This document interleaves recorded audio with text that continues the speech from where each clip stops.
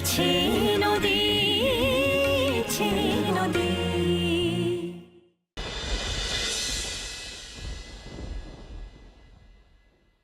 তারপর মৌয়া মেয়ে ছাড়া পেল?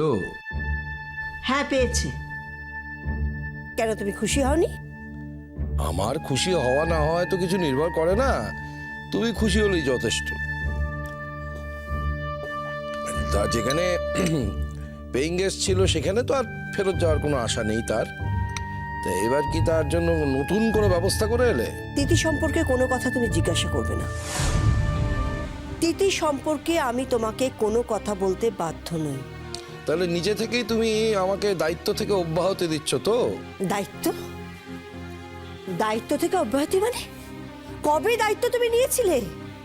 তোমার বড় মেয়েকে তো তুমি চিরকালই ঘাট থেকে ঝেড়ে ফেলে দিয়েছো। ছোট মেয়ে সুখ শান্তি দেখতে হবে না? আমার না ধারণা ছিল তোমার গায়ে না মানুষের রক্ত আছে, কিন্তু আমার ধারণা সম্পূর্ণ ভুল। সামান্যতম লজ্জা থাকলে কেউ এই কথাটা বলে না। আমার ধারণা তোমার গায়ে পশুর রক্ত আছে। বলো বলো বলো বলো, আরো কত খারাপ কথা আমায় বলতে পারো বলো, আমিও দেখতে চাই নিজের স্ত্রীকে মানুষ কত খারাপ কথা বলতে পারে। তুমি আমার আর স্ত্রী নেই। সই করে বিয়েটা হয়েছিল, ডিভোর্সটা এখনো হয়নি। বাইরের লোক যা জানে জানুক, আমাদের মধ্যে কোনো দাম্পত্য সম্পর্ক আর নেই। সব সব শেষ হয়ে গেল এই মেঘলাটার জন্য। সব না, সব ভেঙেছে তোমার নিজের জন্য। আচ্ছা একটা কথা বলো তো, সেদিন যদি আমি মেয়েটাকে রাস্তা থেকে কুড়িয়ে আনতে রাজি না হতাম, পারতে তুমি একা একা?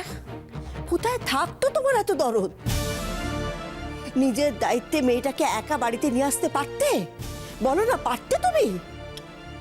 ও আজকে তুমি সেই কারণে রিভেঞ্জ নিচ্ছ? তুমি এটাই ঘুরিয়ে ফিরিয়ে বলতে চাইছো তো? না না, আমি কিছু বলিনি। যা বলেছো সব তুমি বলেছো। তোমার কথা শুনে আমি তোমার মুখের উপর বলতে বাধ্য হয়েছি, তুমি আমাকে দিয়ে বলিয়েছো। যদি বদলে থাকি আমি একা বদলাইনি, তুমিও বদলেছো, শত গুণ বদলেছো তুমি। তুমি একটু আগে বলছিলে না আমি অমানুষ, আর তোমার গায়ে মানুষের রক্ত আছে। আমার গায়ে মানুষের রক্ত নিয়ে একটু আগে বলছিলে না? তুমি কেমন বাবা গো, হ্যাঁ, যে নিজের মেয়ের ভবিষ্যৎটা একেবারে শেষ করে দেয়, নিজের মেয়েকে এর দরজায় তার দরজায় ভিখিরির মতো ধাক্কা খেতে পাঠিয়ে দেয়। এত কিছু জেনেও তুমি কি বলেছিলে? আমার মেয়ে তিথিকে যেন আমি এই বাড়িতে নিয়ে না আসি। আমার এখন কি জিজ্ঞেস করছো তিথিকে কোথায় আমি রেখে এলাম? কেন কেন? তোমার কিসের প্রয়োজন জানার?